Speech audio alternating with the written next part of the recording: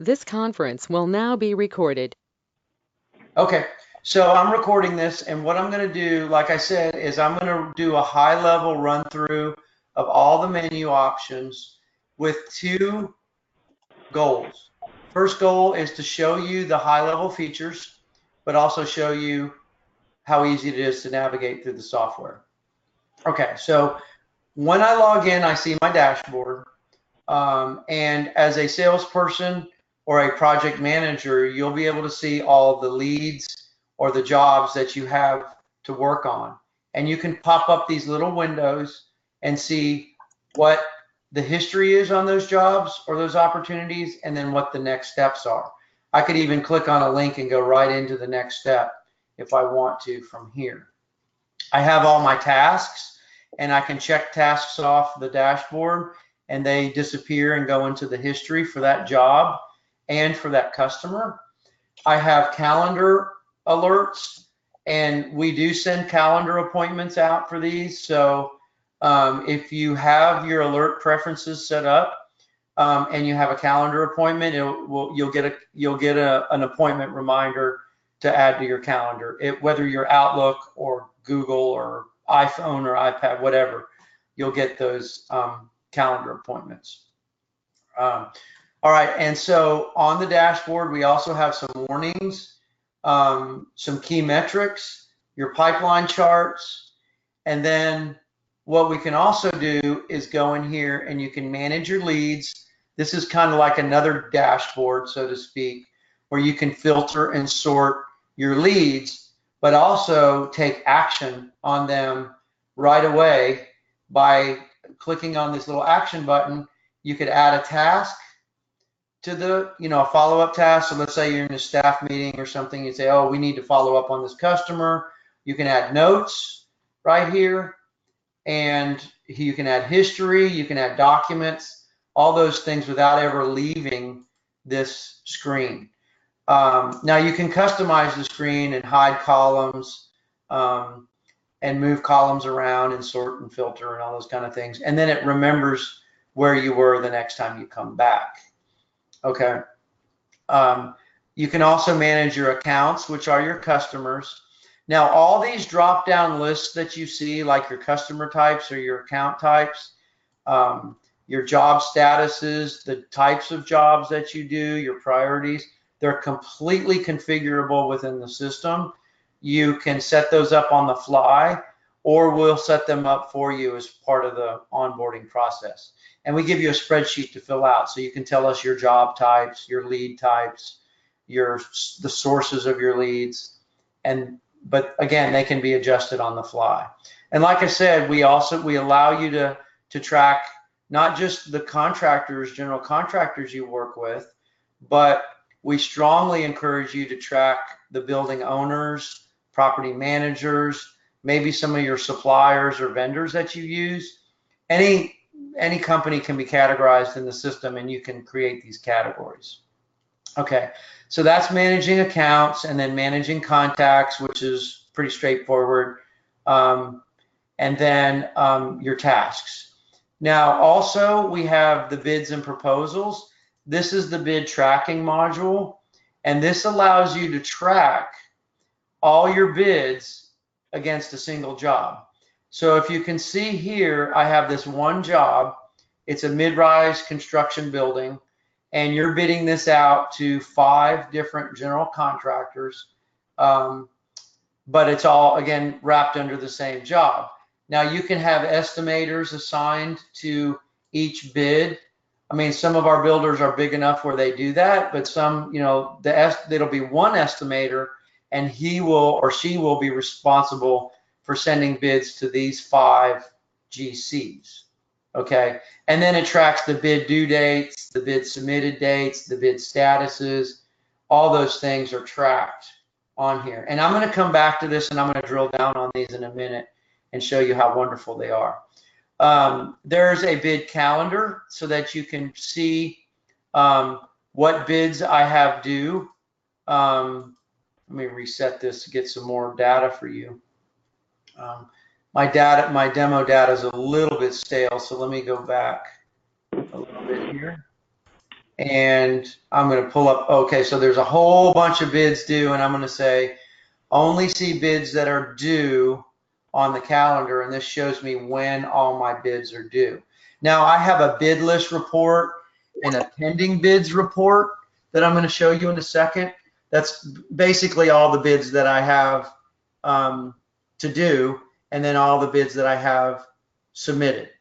I'll show you that. Now I can close my bid calendar, and then I can also see all my proposals in the system as well. Now there's email marketing, and email marketing, like I said, allows you to target your emails. Maybe you just want to send emails to general contractors. Maybe you want to send an email to building owners or property managers, maybe all of that.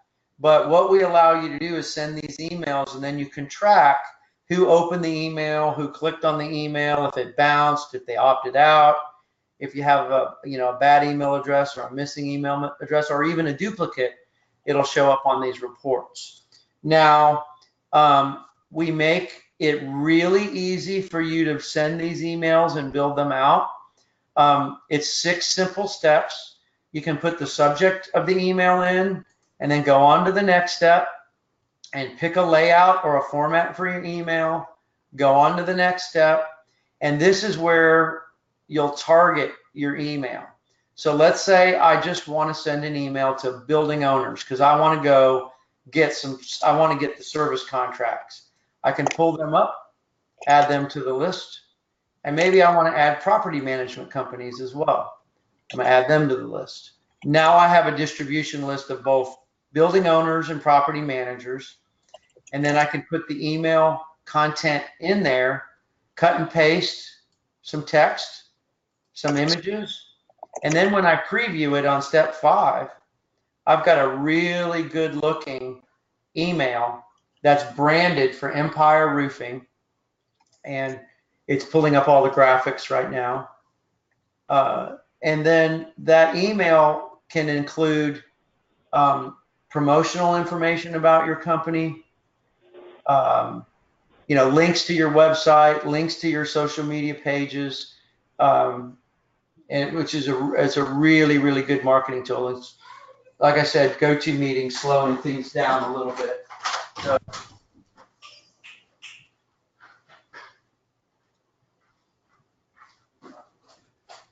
all right, so once that comes up, I'll show you how you can preview it. And again, this is not TopBuilder, this is GoToMeeting, slowing everything down.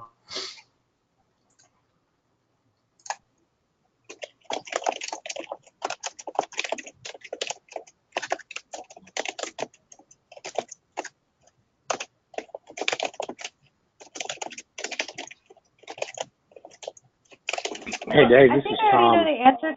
Sorry. What's that? I was just going to say, I wonder if it would help maybe for the next session for us to use my GoToMeeting. I don't tend to have any speed issues on yeah, well, we'll GoToMeeting. see. Well, yeah, we'll see. I think we're just having some unique problems here in the office today. But no, here's the, let me go back here and then go to the preview. There we go. See, that came up really quickly. So here, this would be Empire Roofing, not Top Choice Construction. Links to your website, social media pages, and you can see how good looking this email is. And then we put a little promotional section down the bottom, about your company that you can include on your emails, which looks really, really good. And then you can schedule it to go out. And then again, you track it and see, who received it, who opened it, who clicked on links, if it bounced, all those things. So just on that point, a couple questions real quick. On the email marketing, what do you guys do to ensure that it actually hits the inbox? I've had a lot of issues with constant contact to my Emma, and the best solution I found is just I had to go through where I actually host our domain because that took care of all the spoofing issues. What do you guys do on the back end for that? Sure. So we do everything that a Constant Contact or a MailChimp does, but more. We monitor, and I'll explain. First of all, we obsess over it. Okay, I'll just try to make this story as short as I can. when we first started TopBuilder and email marketing, we thought sending an email would be real simple. You know, sending an email. It's not. Okay. No. To avoid the spam folder, first of all, we have to make sure the IP address or the domain that we're sending from is completely clean. Okay. The problem with MailChimp and Constant Contact is people load up these lists in there and they send them out, and they're spam lists, and then people report them as spammers, and then they get on blacklists, and the reputation of the IP address or the servers that are sending the emails are tarnished. Well, we prevent that from happening by, first of all, monitoring it, and also ensuring that people don't load purchase lists. You know, you have to have opt-in customers in the list, or we won't send it. Second of all, we monitor our domain and our IP addresses on blacklists. We do that constantly. And we also monitor your domain for a blacklist. And we even have a process to remove Empire Roofing from a blacklist should you get put on one. We know how to do it. We've done it a million times. And then we also monitor the content of your emails, because the content in the email itself is a big reason for going to the junk folder or getting kicked back. And we monitor that as well, and we report back to you if we see something that we don't like. It comes with the service. You know, we get copied on all your emails and we monitor them. So if we see something in the subject line that says free $$, $$, we're going to tell you there's probably about a 10% chance that it's actually going to get to the person. And so I can go on and on and on about this, honestly, but we have an extremely high delivery rate compared to everybody in the industry. And then my second question, and I don't think we're going to have time to get into it today, and I think I already know the answer, but this also has a mobile side to it, right? So for like the inspection reports, your system would be able to facilitate actually being on site on the roof and doing everything from a mobile device? Yes. And the mobile device is a big part of our strategy. I mean, it has to be. And we allow you to use the mobile device and take pictures and upload those into the leads or whatever, and we also provide, it's really better from the mobile app or the mobile version of TopBuilder. But a lot of our builders also have what they call lead capture forms that they take on site, and they upload specs, they upload documents, meaning photos. And so the short answer to that is yes. Okay. Perfect. So I'm going into the reports really quickly, and I'm showing you that lead source analysis report that you referred to. So here's all your leads in a graph, and then also in a grid format, and that allows you to see on a report all the sources of your leads, and how many leads you're getting, what the conversion rates are, dollar amounts, and all that, which is just one example of our reports. And all our reports in the system are exportable to PDF or Excel. Okay. You can build your own reports, okay?